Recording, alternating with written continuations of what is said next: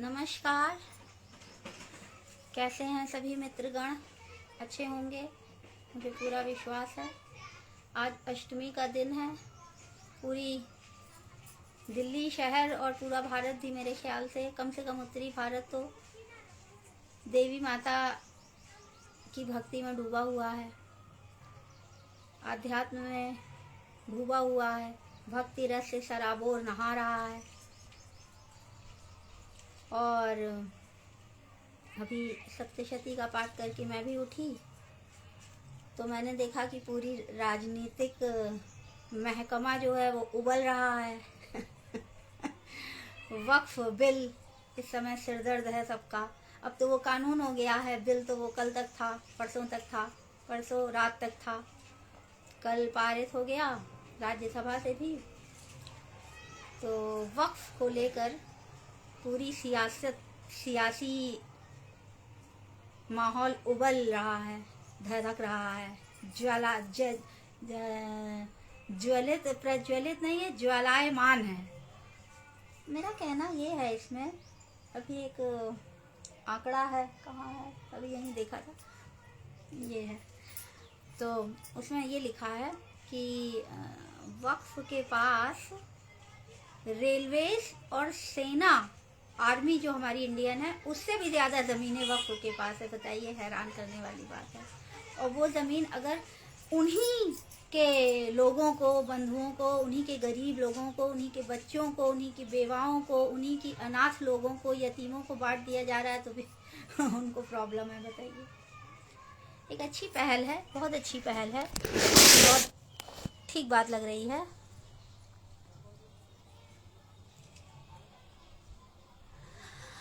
लेकिन अब ये है कि सोचने वाली बात ये है कि केवल एक ही समुदाय का लेकर नहीं ठीक है। एक ही समुदाय से लेना तो ठीक है, शुरुआत हुई है, पहल हुई है, बाकियों से भी लेना चाहिए। यदि आप केरल गए हों, बहुत सारे लोगों तो केरल में ही होंगे जो जुड़े हुए हैं फेसबुक पर मुझसे, किसी भी माध्यम से मुझसे। आधे से ज़्यादा केरल तो ईसाइयों का है। आप देखिए जाकर। मैं जिनके यहाँ रुकी थी, एक बार मैं एक साइंटिस्ट के यहाँ रुकी थी, बहुत ब्रिलियंट साइंटिस्ट अंकल थे, जड़ी बूटियों के बीच में जीने वाले। उनकी रसोई भी जड़ी बूटियों से भरी हुई थी। तो उनका तो एक आयुर्वेदिक विद्यालय चलता है, छोटा सा है, कई माले का है, पाँच फ्लोर का है, लिफ्ट नहीं है, पैदल चल के जाइए उस पर। ये है उनका सीन। बहुत अच्छे से इंसान है, बहुत धार्मिक, बहुत आध्यात्मिक, बहुत कर्मनिष्ठ व्यक्ति, बहुत कर्मठ व्यक्ति। अच्छा लगता है उनसे बात करके, बहुत अच्छी अच्छी बातें बताते हैं, बहुत ज्ञान बढ़ता है ऐसे विद्वानों के साथ बैठकर। तो एक बार तो उधर रुकी थी पलक्कड़ में, फिर केरल में, और आगे उधर गए त्रिवेंद्रम तो हर बार आते जाते एयरपोर्ट वहीं है, वहीं जाना ही पड़ता है। अब आप समझें कि एक है वहाँ पर फादर, पास्टर थे जब वो मुझे मिले थे यहाँ दिल्ली में, अपने ज्ञान की महिमा का प्रसार करने आए थे। एक्चुअली वो ईसाइयत का प्रसार करने आए थे। उनसे मेरी मुलाकात तब हुई थी, मेरे मोहल्ले में एक लड़की मेरी दोस्त थी, बहुत अच्छी ईसाई, वो मुझे ले गई थी उनसे मिलाने। पता चला केरल से हैं, केरलाइट पीपल हैं, उनकी बीवी भी मिली। उन्होंने बहुत अच्छा, मुझे बहुत पसंद है केले की चिप्स, वो कटहल की चिप्स उन्होंने बहुत प्यार से मुझे खिलाई थी, मुझे अच्छी तरह आज भी याद है। तो इनका भैया मैंने देखा साम्राज्य, पास्टर थे, अब प्रमोट होकर फादर हो गए हैं। भाई साहब, उनकी 3 लड़कियां बीए में पढ़ती हैं, एक साल का, 2 साल का अंतर है तीनों लड़कियों में। वही उन्होंने मुझे दीदी दीदी करके पूरा दिखाया अपना। वो देखिए, वो वहाँ तक, जहाँ तक केरल का वो पेड़ ताड़ के और नारियल के हैं, वो सब हमारा है, इट्स ऑल आर्स। तो मैंने कहा, yours how? Your forefathers might be very much rich, very influent, so. तो कहती है, no it's of church. Father का है, मतलब उनके बाप का नहीं है, ऊपर वाले फादर का है। मतलब वो जो जीसस क्राइस्ट हैं, वो तो गॉड के सन कहे जाते हैं, लेकिन इन सब के तो वही बाप हैं। तो वो सब चर्च का है। कहाँ कहाँ तक है ना। तो चर्च ने भी अच्छा खासा कब्जा कर रखा है। ठीक है। अगर बात करें इनकी सिखिज्म की, सिखों की, सिख भी अपभ्रंश है, असल में शिष्य है शब्द। तो ये जो है मैंने हमेशा ये बात कही है कि मैं अपने तजुर्बों के आधार पर बोलती हूँ। मैं हवाई नहीं बोलती, केवल कहीं से पढ़ लिया तो मैं नहीं बोलती। जब मैं खुद देखकर तजुर्बा करके आती हूँ तभी मैं बात करती हूँ, तभी मैं लिखती भी हूँ। मेरी इसीलिए सब चीज़ ऑथेंटिक होती है, वरना नहीं होगा। तो भाई इनका ये सीन है, जहाँ तक मैंने देखा अमृतसर में है, लेकिन कितने सारे लोगों को रोज़ लंगर करते हैं, बहुत सारे लोगों को खिलाते हैं, आश्रय देते हैं, बहुत गिनती ही नहीं है, इतना उनका है। एक मैंने देखा था चनाब नदी के किनारे एक गांव पूरा बसा है, पूरा वो बंदा बैरागी के पूर्वज, बंदा बैरागी जिनके पूर्वज हैं, उनके जो वर्तमान वारिस हैं, उन्होंने जो है पूरा घेर रखा है। पूरा गांव उन्हीं का है। मैं उन्हीं की गेस्ट थी। ठीक चनाब के किनारे ही उनका पूरा गांव बसा हुआ है। तो वो पूरा गांव ही कहते हैं बाबा जी का है, यानी बाबा बंदा बैरागी जी के जो वर्तमान में प्रपौत्र जो लोग हैं उन्हीं का है। बहुत सारे हैं, कोई किराया नहीं देते, लेकिन गांव पूरा उन्हीं का है। उसमें एक बहुत दिलचस्प चीज़ थी कि उसमें जैसे कि इधर गांव है, रियासी है गांव का नाम। बॉम्ब ब्लास्ट बहुत बड़ा हुआ था अभी हाल ही में, तो रियासी चर्चा में आया था। तो रियासी के जब उस पार जाओ तो वहाँ पे पहाड़ है, और पहाड़ के ऊपर कई गांव बसे हुए हैं। ओके, अब उस पार कैसे जाएंगे? अब आप सोचेंगे खूब सारे नाव होंगे, जैसे संगम में होता है, जैसे बाकी नदियों में होता है कि खूब सारे नदी वाले नाविक होंगे। वो कहेंगे भैया 10 रुपए दे दो, भैया 50 रुपए दे दो, उस पार छोड़ दो। No no no no no, ऐसा नहीं है वहाँ पर। वहाँ पे कैसा है? वहाँ पर इधर के पेड़ से उधर के पेड़ तक एक रस्सी बंधी हुई है खूब मजबूत, और नाव है 2। नाव में बैठो, रस्सी पकड़ पकड़ के यूं यूं करके वहां पहुंच जाओ, और उधर वाली नाव वाला इधर आ जाएगा आराम से, इसी रस्सी को पकड़ पकड़ के। मार्वलस। मैंने ये खुद किया, नाव से रस्सी पकड़ गई। मैं उस समय वीडियो नहीं बना सकती थी, भैया रस्सी पकड़ेंगे, बहुत गहरी नदी है, और सुन तो चुके हैं कुछ प्रेमी प्रेमिका उसमें डूब मरे हैं। तो ना भैया मुझे नहीं डूबना मरना है। तो मैं वीडियो उस समय बना नहीं पाई। मैंने नाव से पूरा उस पार गई, उस पार से इधर गई, पहाड़ पर भी मैं चढ़ के आई। You won't believe on this thing कि जब मैं वहाँ पर गई तो मैं ऊपर भी गई पहाड़ पर, और वहाँ पे मैंने गांव भी देखा, खूब सारी तस्वीरें भी मैंने खींची वहाँ जाकर।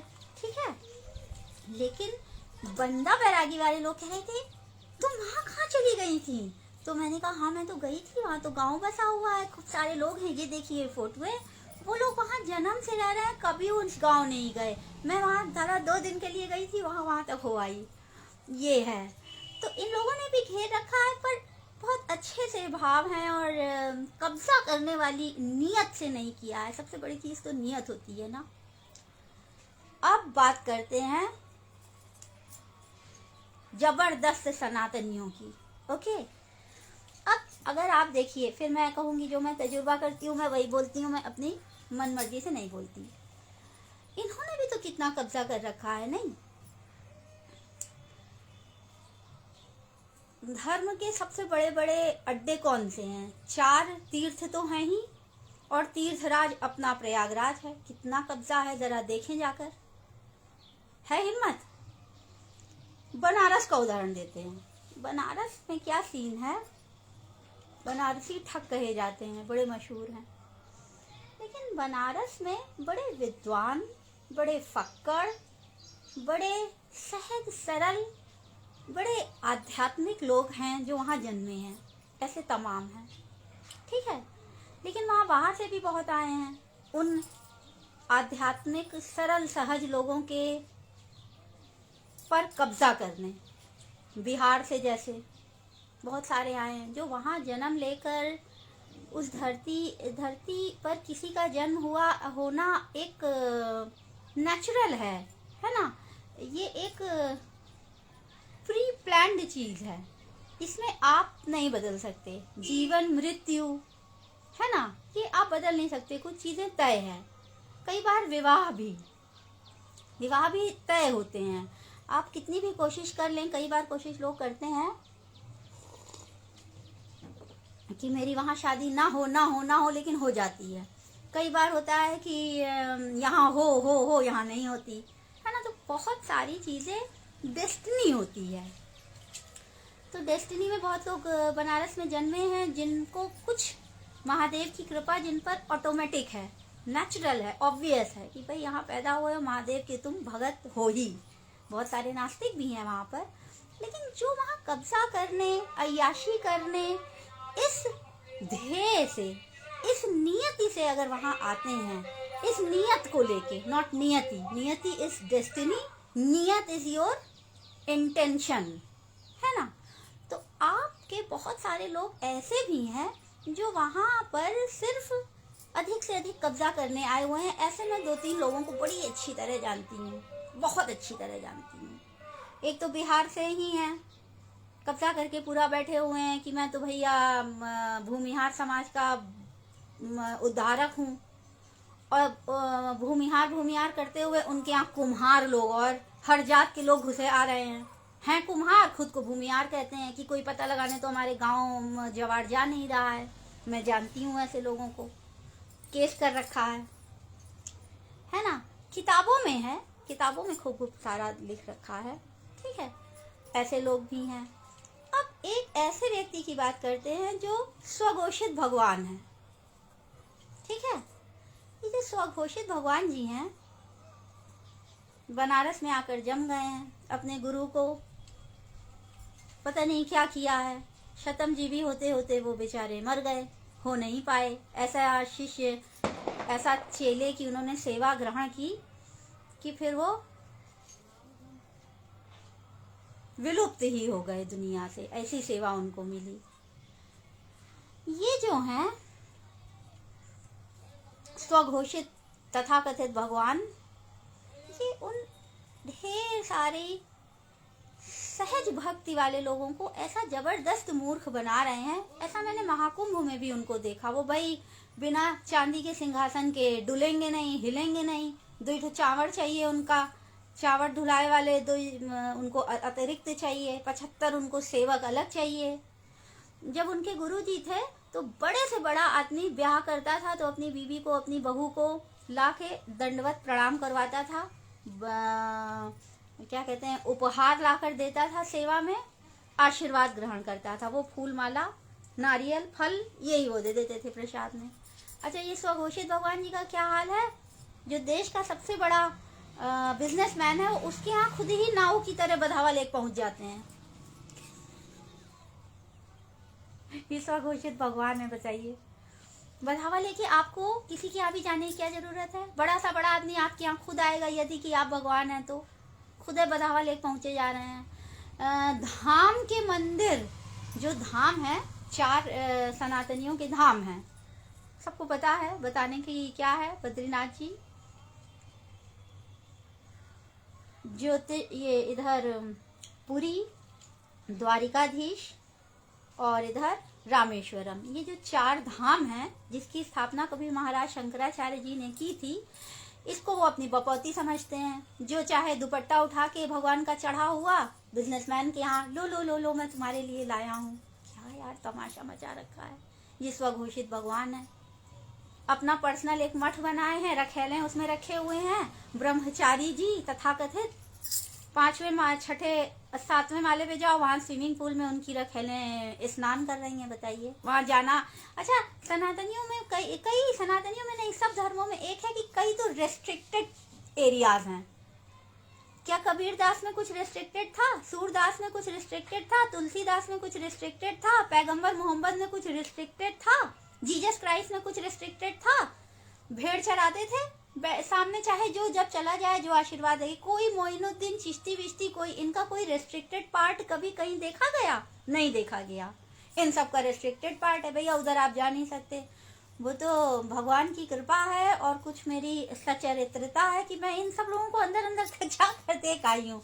उनकी रखेलें तथाकथित दीदियां हमसे कहती हैं दीदियां और देवियां, आप भी भगवान को स्वामी श्री कहा कीजिए, भगवान है वो हमारे। तो मैंने कहा भाई मैं क्यों कहूँ भगवान और स्वामी श्री, हमरे तो नैना आपके हैं, आप कहिए। मेरे भगवान तो 33 करोड़ कम है कि मैं इन्हें नया 33 करोड़ 1 ऐड कर लूँ भगवान, हमारे तो 33 करोड़ ही बहुत है, मैं तो बहुत मान करती हूँ। देखिए जो ईश्वर है, जो सर्वशक्तिमान सत्ता है, अगर आप ईमानदारी से पढ़िए, सारे ग्रंथ पढ़िए, सब धर्मों को एकदम तटस्थ भाव से, निष्प्रिय भाव से, इम्पार्शियल होके, मतलब पक्षपात ना करके कि आप सनातनी हैं तो आप अपने धर्म का पक्ष रखेंगे, एकदम निष्पक्ष भाव से पढ़िए, आपको इस्लाम इस मामले में ठीक लगेगा। मैं सच कह रही हूँ। मैं अभी 9 दिन का मैं पाठ, 9 दिन का मेरा व्रत है। आज महाअष्टमी है, सप्तशती का पाठ करके उठी हूँ। थोड़ा सा वो लिया है, कॉफ़ी लेकर बैठी हूँ, कॉफ़ी पी रही हूँ, केरल से ही कॉफ़ी आई है अच्छी। बहुत पक्की सनातनी हूँ, लेकिन अगर आप बहुत निष्पक्ष भाव से देखिए तो आप निश्चित रूप से पाएंगे कि ईश्वर की जो कॉन्सेप्ट है वो इस्लाम का सबसे अच्छा है, कि जिसे ना देखा ना सुना, जो निरंकार है, जिसका कोई आकार, जो निराकार है, कोई आकृति नहीं है, कोई रंग नहीं है, कोई रूप नहीं है, वो परम सत्ता जो है, हम उसकी आराधना कर रहे हैं। आप कहीं भी उसको बैठा दीजिए भक्त को, वो कहीं भी बैठ के नमाज पढ़ेगा और अपने भगवान को याद कर लेगा। लेकिन मूर्तियों वाला जो कॉन्सेप्ट आया है हमारे यहाँ से, इसकी भी वजह है, सकारण है ऐसा। मैं खुद देवी माता को मूर्ति के सामने ही पाठ करके आती हूँ रोज। मेरा अच्छा खासा मैंने मंदिर बना रखा है और उसमें खूब सारे भगवान हैं। मूर्तियों का कॉन्सेप्ट ये है कि जो मानव मन है ये बड़ा विचलित होता रहता है, विचलन है इसमें बहुत भटकाव है। तो केंद्रित करने के लिए लोग सुंदर बीबियां क्यों खोजते हैं कि भाई लड़के घर में रहे, केंद्रीकरण लड़के के मन का हो जाए, है ना। सुंदर पुरुष, अच्छे स्ट्रॉन्ग कमाई वाला, कि केंद्रित रहे बीबी अपनी घर गृहस्थी में, क्यों ढूंढा जाता है? इसीलिए ढूंढा जाता है ना। तो मूर्तियों का अपना महत्व है, मूर्तियों का अपना कॉन्सेप्ट है। प्राण प्रतिष्ठा करके उनको हम पूजते हैं कि केंद्रित रहे, क्योंकि अंधकार में अगर किसी को बैठा दो और कहो कि भगवान यही है, तुम उनकी आराधना करो, तो it's quite difficult. It is true but it is difficult, थोड़ा कठिन है कि एकदम स्पेस में भगवान खोज लो और उसकी आराधना करो। तो ठीक है, अपना अपना है, लेकिन भगवान के नाम पर आदमी कोई भी आकर खुद को कह दे कि देखिए जी मैं भगवान हूँ और मेरी पूजा करो, और सोने के और चांदी के सिंहासन में बैठ जाए, गुरु का उसके अता पता नहीं हो। जिस गुरु को उसने मारा क्या है, परवाह नहीं की है, या जो कुछ भी किया है सब रहस्य की परतों में कैद है। तो उनके जो परम प्रिय और बरसों बरस के जो शिष्य थे, वो तक उससे आखिरी वक्त में मिल नहीं पाए। ले जाके बेंगलोर में उन्होंने उसे कब्जा कर लिया, एक मकान लिया, मकान था उन्हीं का ही है, महाराज जी का ही, यानी कि उनके गुरु जी का। मैं बहुत मान्य उनकी हूँ, मेरा नामकरण उन्होंने किया है। मैं माँ की गोद से पहली बार किसी की गोद में गई हूँ तो मेरे ख्याल से मेरे महाराज जी के ही गई थी, उन्होंने ही मेरा नाम भी रखा था, फाइनल किया था नाम। एक नाम माँ ने सुझाया था तो उन्होंने कहा था अच्छा नाम है बिल्कुल। तो उनको उन्होंने एक मकान में रख दिया और सारी जो आईसीयू की व्यवस्था है उस घर में कर दी। हॉस्पिटल में नहीं किया, हॉस्पिटल में होते तो 4 लोग मिल सकते थे। कैद किया, और आज तुम कहते हो कि उन्होंने तो हमें ही अपनी विरासत सौंपी है, मैं ही हूँ जो हूँ, मुझे भगवान समझकर पूछो। आपको भगवान समझकर बहुत सारे सरल भक्ति वाले लोग मान सकते हैं, लेकिन जो जरा सी भी विवेक रखता है, जो जरा सी भी लॉजिकल स्टैमिना होगा, थोड़ा सा भी, वो आपको भगवान नहीं कहेगा। मैं नहीं कह सकती, बहुत सारे लोग हैं कि यही भगवान है, इनको भगवान कह दो। अरे भाई मैं कैसे किसी को भी भगवान कह दूँ? ऐसे तो भगवान, मैंने कहा ना 33 करोड़ कम है जो मैं आपको भी भगवान कहने लगूँ, है ना। तो ये जो स्वघोषित भगवान है, मैं इसमें एक बात और भी कोट करना चाहूंगी ज़रूर। ये जो तथाकथित इतने सारे भगवान हो गए हैं, इनकी वजह से जो भगदड़ हुई थी महाकुंभ में मौनी अमावस्या वाले दिन 29 को, मैं थी वहाँ, मैं वहाँ पर मौजूद थी। ये इन्हीं लोगों की वजह से हुआ, क्योंकि जो ग्रामीण लोग आता है, ग्रामीण समुदाय आता है, जो ग्रामीण ढेर सारे पूरा पूरा गांव आता है कि हम गंगा मैया में एक डुबकी, संगम में एक डुबकी लगाकर तर जाएंगे। ये जो आंखें बंद करके सिर्फ भक्ति मार्ग पे चलता सीधा चला आता है, ये सब तुम लोगों को अपनी अज्ञानता क्या, अपने भक्ति में, अपनी सहजता, अपनी सरलता के नाते तुम्हें भगवान मान के तुम्हारी पूजा करता है। तुम ऐसे रुद्राक्ष फेंक देते हो, रुद्राक्ष को लेकर पूरे जीवन अपने कंठ में बांध लेता है, अपने पूजा घर में रख देता है, पूजा करता है रोज उसकी। तो इस तरह के लोग ये जो अय्याशी करने आए हुए हैं धर्म की दुनिया में, किसी भी पंथ से आ रहे हों, किसी भी पंथ से आ रहे हो, ना केवल सनातन, ना केवल इस्लाम, ना केवल ईसाइयत, ना बुद्धिज्म, कहीं से भी आ रहे हों, है ना, ये ठीक नहीं है। वक्फ के बहाने एक अच्छी पहल हुई है कि इस पर थोड़ी लगाम लगेगी। आज वक्फ को, क्योंकि सबसे ज्यादा वक्फ के पास मानी गई है, जो आंकड़े बता रहे हैं कि 9 पॉइंट समथिंग आर्मी के पास है, 11 पॉइंट समथिंग रेलवेज के पास है, और 80% इनके पास अकेले है ना। तो ये इस तरह की चीज़ों से लगाम लगाने की कोशिश शुरुआत हुई है ये, और ये बिल्कुल स्वागत के योग्य है। इसे इसी तरह से देखना चाहिए। इसे ये नहीं सोच कर करना चाहिए कि देखिए हम तो बिरयानी पार्टी वाले हैं, हमें तो विरोध करना ही करना है जी, हमको रात में बैठ के उनके संग बिरयानी खानी है ना। जरा सा तार्किक रूप से सोचना चाहिए, ये है। और स्वघोषित भगवान किसी भी पंथ में हो, उसे स्वीकार्य नहीं है, उन्हें स्वीकार्य न बनाया जाए। Honourable home minister mister Shah से मेरा ये अनुरोध है कि वो और पर भी निगाह डालें, और पर भी निगाह करम हो, ज़रूर हो। ये जो स्वघोषित भगवान है, इनसे जानते हैं दिक्कत क्या हो जाती है, ये स्वघोषित भगवानों को देख देख कर बहुत सारे जो गांव के लोग हैं, बहुत सारे,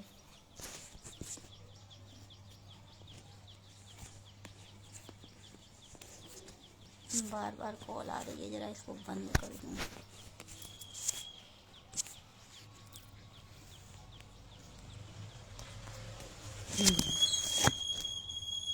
हाँ, ये जो स्वघोषित भगवान हैं तथाकथित, इनकी अय्याशियों को देख के कि भैया औरत रखे हुए हैं, 4 सेवा करने के लिए दासियां उसने बना रखी हैं इतनी सारी, है ना।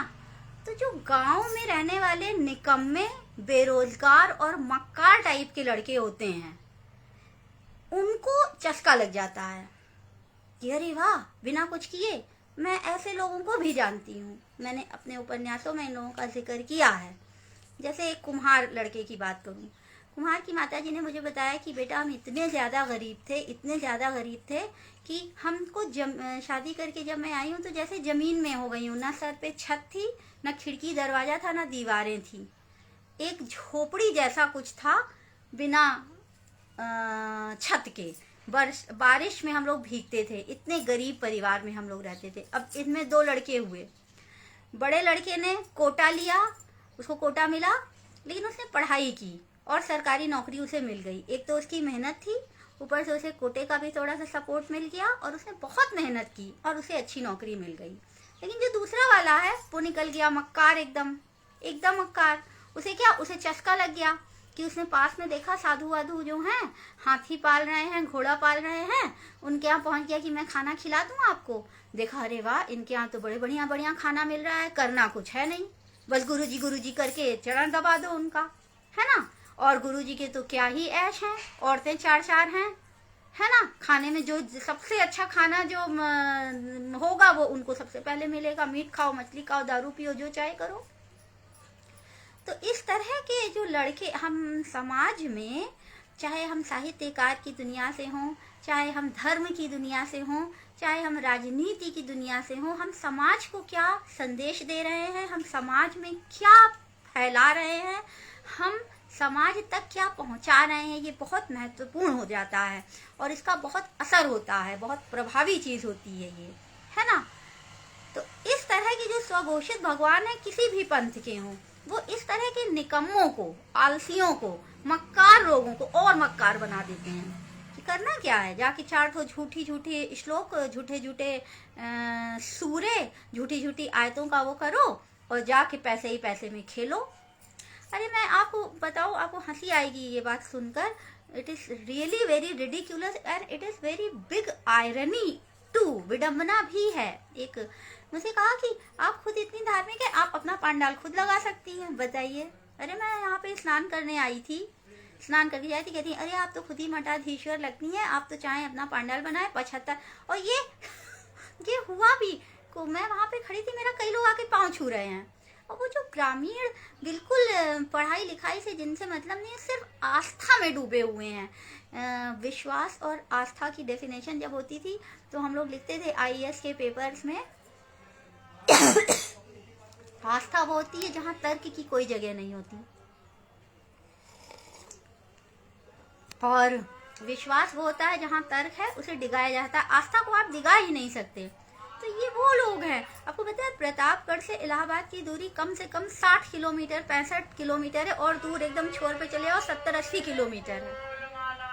ओके, वहां से संगम में एक डुबकी लगाने के लिए लोग पैदल आए हैं। That is aastha, that is absolutely aastha. आस्था के सिवाय यहाँ क्या है? कुछ भी नहीं है। भक्ति में डूबे हुए चले आ रहे हैं। अब इतनी कठिनाइयों के बाद हम खुद आस्तिक व्यक्ति हैं, आस्था से हम भी बहुत बुरी तरह बिंधे हुए हैं, लेकिन मैं इंसानों को इन स्वघोषित भगवानों से दूरी बना कर रखती हूँ। मैं इनके चपेट में नहीं आती। हाँ, मैं डुबकी लगा आऊंगी, हाँ मैं सूर्य को जल दूंगी, क्योंकि ये साइंटिफिकली सही है। बहुत सारी चीजें, बहुत सारी धर्म, हर एक 5 वक्त की नमाज ही कितनी ज्यादा साइंटिफिक है। इतना ज्यादा एक्सरसाइज कोई करता है दिन में एक बार भी? उन्हें 5 बार करना अनिवार्य बता दिया है ना। विज्ञान को प्रैक्टिकल में लाने के लिए सबसे अच्छी चीज है धर्म का। लगा दो चस्का धर्म का, उसको छू दो, करंट लगा दो, वो एकदम सारे आपकी एक्सरसाइज करने लगते हैं। 5 टाइम नमाज देखिए, बहुत सारे यहाँ पे काला काला हो जाता है जो 5 वक्त नमाज पढ़ता है। यहाँ पे वो जो लिखा हुआ है ना, छाप तिलक सब छीनी मुझसे नैना मिलाए के, उस छाप को, ये छाप है, तिलक तो है हिंदू वाला, छाप है मुसलमानों का, इस्लाम वाला।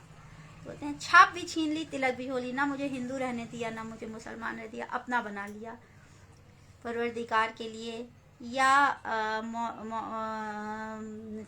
बहुत प्यारी सी ये है सूफिज्म की लाइन, मुझे पसंद बहुत है, ये बहुत पसंद है। सबका सुना है ये छाप तिलक, सबका लगभग सुना हुआ है। आबिदा जी का लाइव सुना था।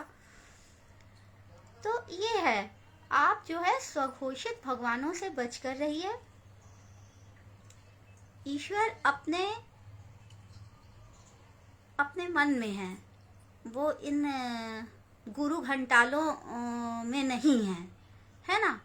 आपका कर्म ही आपका सबसे बड़ा सहारा है।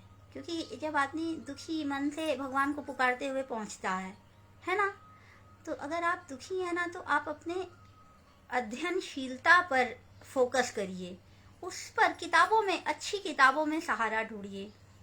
इन पाखंडियों में मत उलझिए। ये पाखंडी पहुंच रहे हैं, बताइए, बड़े बड़े गांव में, जिनकी मैं बात कर रही हूँ, स्वघोषित भगवान, जिन्होंने अपना पूरा आधा से ज्यादा बनारस अपनी बहनों और अपने भाइयों को बांट रखा है। देखा कभी जाकर देखिए, बनारस में देखिए, 5-5, 6-6 तल्ले के, 8-8 फ्लोर के बड़े बड़ी बिल्डिंग, बड़ी बड़ी इमारतें हैं। भैया किनकी है जी? वो भगवान जी की बहन की मालकिन वो हैं। अनंत काल तक बनारस में लोग दर्शन करने काशी बाबा के आएंगे, बनारस के दर्शन करने आएंगे, गंगा में स्नान करने आएंगे। अनंत काल तक की कमाई का ठिकाना हो गया है, भांजों को मिल गया है, क्योंकि वो खुद तो ब्रह्मचारी हैं। रखेले होने से क्या होता है, कानूनी उत्तराधिकार तो नहीं मिला ना अभी तक उन्हें। तो इनसे बच कर रहिए। मेरी आप लोगों से बड़ी वो है, वक्फ के बहाने बहुत अच्छी बात उठ गई है। इस वक्फ से बात निकली है तो बहुत दूर तलक जाएगी। लोग बेवजह उदासी का सबब पूछेंगे, इन सब की उदासियों का। लोग बेवजह उदासियों का सबब पूछेंगे, ये भी पूछेंगे कि तुम इतने परेशान क्यों हो परेशान, छिन रही है ज़मीनें। तो इट्स क्वाइट नाइस। मुझे बहुत साधुवाद कमेटी का और गवर्नमेंट का, और जिसके भी दिमाग में ये कीड़ा पैदा हुआ है उसका बहुत सारा आभार। और आप केवल इस्लाम में नहीं, जरा हम लोग अपने गिरेबान में भी झांकें, सनातनियों का भी जरा बेड़ा देखें, और ईसाइयों का भी, और जिन जिन ने कब्जा कर रखा है उन सब का।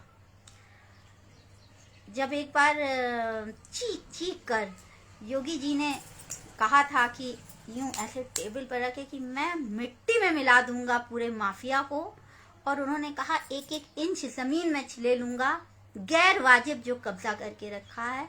मुझे पूरा विश्वास है जिस तरह माफिया जमीन दोज हुआ है, उस तरह हर अवैध, हर नावाजिब चीजें वापस ले ली जाएंगी, और वो ज़रूरतमंदों को दी जाएगी। वो उन बेवाओं को दी जाएगी जिनके पास कोई कमाई का जरिया नहीं है प्रॉपर। वो उन बच्चों को दिया जाएगा जो यतीम हैं। वो उन तलाकशुदा औरतों को दिया जाएगा जो सोसाइटी में कहीं की नहीं रह गई बेचारियां, है ना। ऐसी जो ज़रूरतमंद है उन्हें दिया जाए और इन पाखंडियों से छीन लिया जाए। इसकी बहुत सख्त ज़रूरत है। चलिए फिर, महाअष्टमी का हो गया पुराण पाठ, फिर होती है भेंट। नमस्कार। सबका दिन खूब सुंदर गुजरे, सबका वक्त खूब अच्छा गुजरे।